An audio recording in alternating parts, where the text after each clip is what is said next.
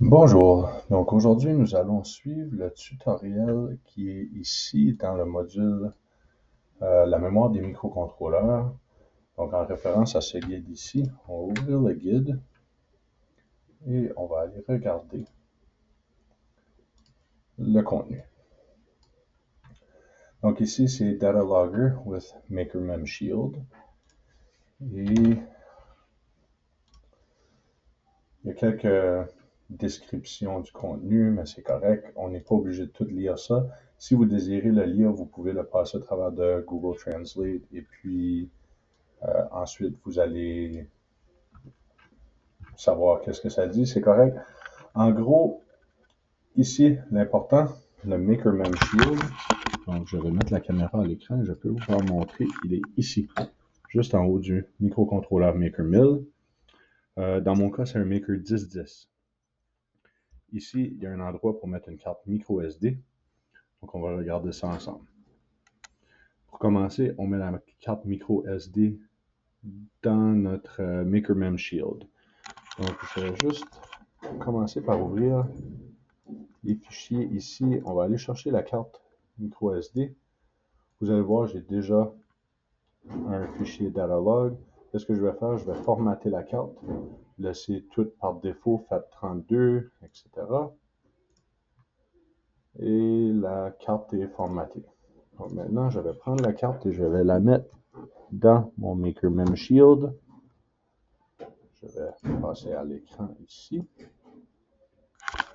Donc on peut voir, j'ai la MakerMemShield, la carte micro SD, elle rentre comme ça. En dessous, on peut voir, j'ai un Maker 1010, les bosses d'alimentation qui vont vers les capteurs. J'ai 3 différents capteurs ici. Lui ne semble pas fonctionner en ce moment, mais c'est correct. Pour le but de cette démonstration, ça va être correct. Ils sont branchés sur les broches A0, A1 et A2.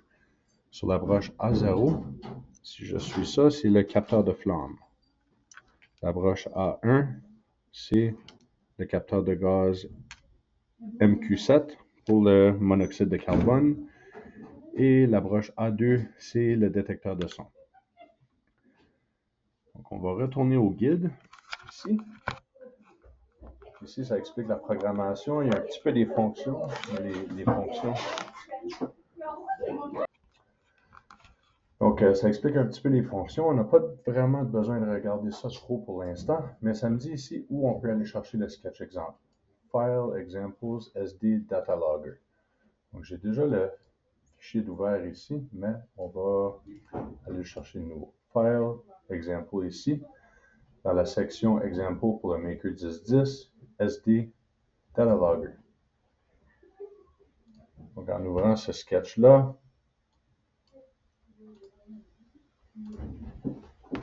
c'est ici. Une fois que tous les branchements sont effectués, notre microcontrôleur est prêt, on pourra pousser le code. Donc, le code par défaut, présentement, c'est très lent. Ah, OK. Le code par défaut, il est prêt à être poussé comme tel. Donc, je vais brancher mon câble USB. Et ça va sonner pour me dire que c'est branché. Maintenant, on peut voir ici, mon microcontrôleur est branché. Je vais pousser le code.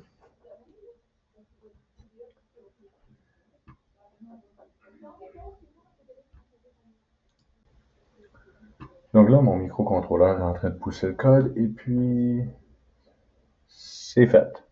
Donc maintenant, c'est en train de capturer les données qui viennent de mes capteurs. J'ouvre le moniteur série ici et si tout va bien, je ne vais pas avoir d'erreur. C'est bon. Donc le premier donné, comme mentionné, c'était le capteur de flamme. Je vais chercher mon briquet et je vais ouvrir la caméra comme ça on peut voir tout en même temps. C'est bon. Je vais positionner la caméra et le capteur de flamme est juste ici. Donc on peut voir dans la première colonne, c'est environ dans les 80. Quand j'allume la flamme, ça saute dans les 900.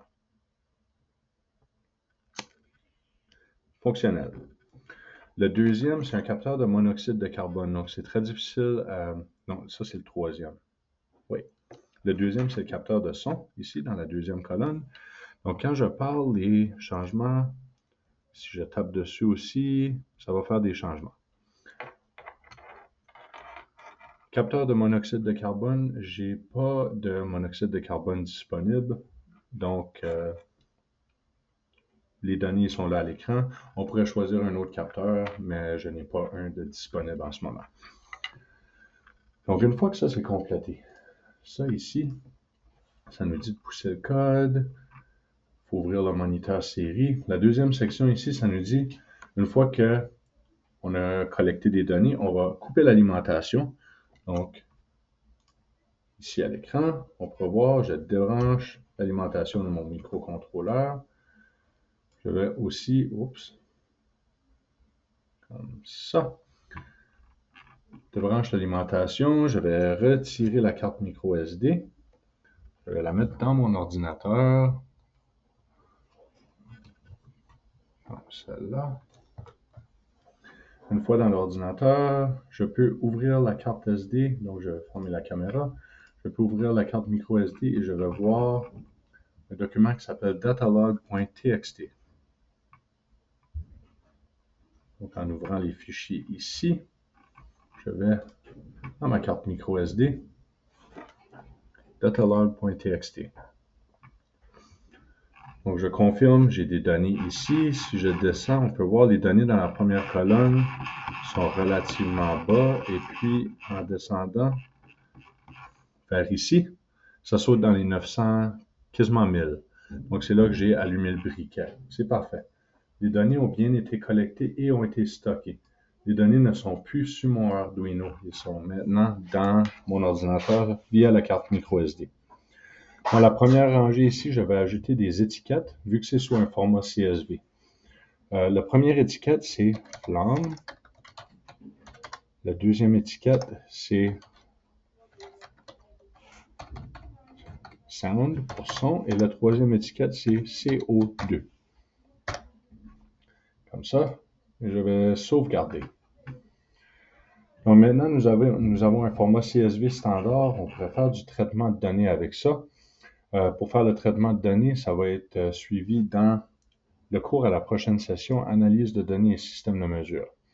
Mais pour l'instant, on peut choisir l'application Excel. C'est présentement en train d'ouvrir. Une fois que Excel a ouvert, je vais ouvrir un nouveau blank workbook, un nouveau travail. Et ici, on va chercher à importer du data. Je vais aller dans la colonne data ici, dans l'onglet, et choisir From Text CSV. De là, ça va ouvrir une boîte où je peux sélectionner le fichier que je désire importer. Donc ici, je vais aller dans ma carte micro SD et chercher datalog.txt. Importer. Si j'ai bien mis mes étiquettes, ça devrait me sortir 3 colonnes avec les noms des étiquettes dans la rangée numéro 1 ici. Donc, présentement, il est en train de charger les données.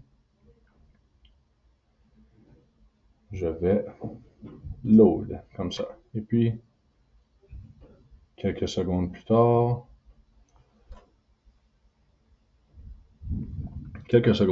ici, j'ai les données. On peut voir aussi, j'ai 4874 rangées de données.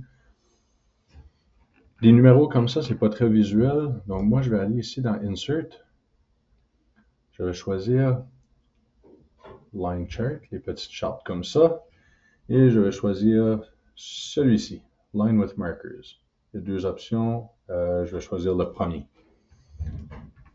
Maintenant, on peut voir, ça a créé un graphique provenant de mes données.